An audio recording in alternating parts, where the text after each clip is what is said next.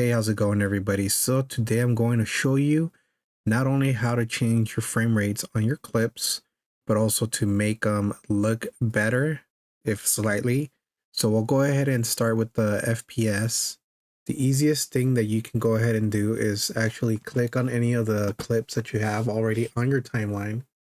And you should be able to see what their FPS is on the right hand side. But if there's nothing to inspect, then you can go ahead and just right click on the clip, click on clip attributes, and then you can go ahead and select your FPS here. And it'll also go ahead and show you what the current FPS is on the right hand side as well as the resolution. So let's say, for example, this one's 60 FPS. We're good to go. We can add it to our timeline and then go ahead and edit as needed. This one, for example, if we go to clip attributes, you can see that it's actually at 30 FPS. So that may have been an issue with the recording itself. It was just recorded at a lower format. But just so you know, this clip here is actually a live stream that I downloaded from YouTube, which it actually downloads at 1280 by 720 naturally, which is why I suggest that if you're going to use clips on your videos, you try to record them on OBS instead of downloading them from Twitch or YouTube. So yeah, this one's at 30 FPS. You can go ahead and actually select an FPS here. So let's see if that works. It now says that it's 60, so we should be good to go. But now let's say that you're about to export and it's not letting you switch the FPS, right?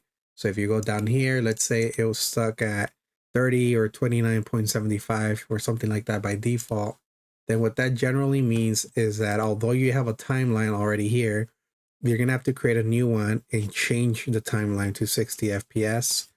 So the easiest way to do that is to go into your timeline, the first one that you have, you're gonna Control A, so you select all of it, Control C to copy it, and you're gonna wanna create a new timeline. When you create a new timeline, you can go ahead and give it a name, whatever you like to call it, uncheck Use Project Settings.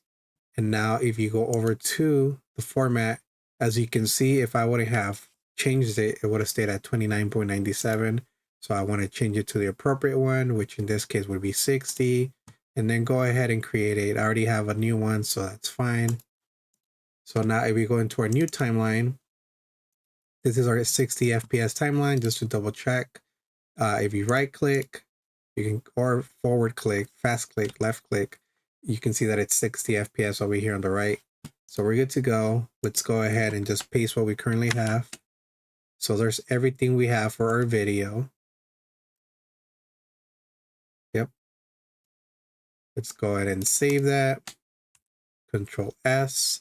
So now when we go to export down here, you can go ahead and select the one that you want to use. I was using YouTube, but now I'm using H.265, which is overall better, and it gives you better quality as well. Default. Again, I just figured out that this is the best one to use. I just upgraded my DaVinci Resolve, which is why I believe I can see this, as well as a 264. So in case you don't see it on your side, then unfortunately you won't be able to use this. But you can just go ahead and name it. Go down here to the timeline frame rate, make sure that it's 60. For the resolution, from what I've seen, apparently everybody is suggesting that no matter if you're recording in 1080p, you should just always upscale to 4K. So the easiest thing to do to make everything better would to be to press on 3840 by 2160. I believe that's 4K. Then the next one would be 8K. Keep in mind that this is only gonna make your clip clearer, but the thing is that when you upload to YouTube kind of does its own thing and compresses it down, or downscales, I suppose. So it's not gonna look as awesome and beautiful and great as you would want, but it should look at least a little bit slightly better. And then also, since you're upscaling from, let's say, 1080p to 4K, obviously your file is going to be a little bit bigger, your rendering is going to be a little bit longer. So just keep that in mind. If you don't have the time or even the best, graphics cards, computer setup, then this might not be for you. And again, you want an average GPU and so forth to be able to use these. Otherwise, I suggest you go over to the YouTube one, 1080p, and just upload that way. Now let's go back to the editing screen. I'm also going to show you what else you can do to make this better. So if you click on the clip, and then you go over to the video. So let's click on any clip here. Let's go to timeline number 1, just for the sake of this. So we're pressing on any clip here. Again, this was recorded in 720 actually, because it is from YouTube. So if we go here, we go to video, you have what you call super scale, and you can change the quality of it so that it's better. You can go from 2x to make it essentially twice as good, or 2K, I believe, up to 4K. And then if you have an NVIDIA, then you want to definitely use this. It's just better for your video, your system, rendering, everything. And that's pretty much it. I leave this as at 2. What this does is that it gets the clip that you currently have and it sharpens it times 2. You might not see much differences, especially in older clips. You might see like little sharpening here and there, but it's not gonna completely make your clip better. I always just do it. I do it at 2x like I mentioned, and then now when I go ahead and try to export, then it's easily accessible to just go ahead and make sure again that my frame rate is at 60. This is the first timeline, which is at 30s, which is why it's not at 60. But then also change your resolution again to 4K, which would be right here, 3840 by 2160.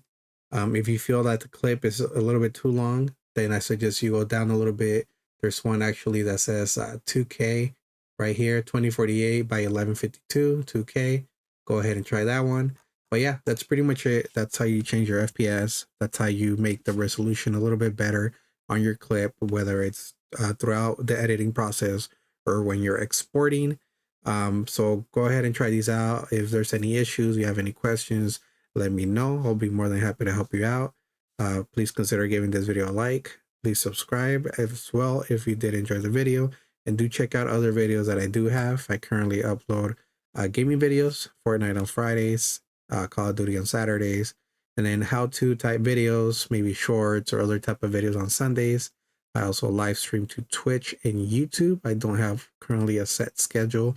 However, in the future that might change. So hopefully you can join me then as well. I'll go ahead and see you on the next one.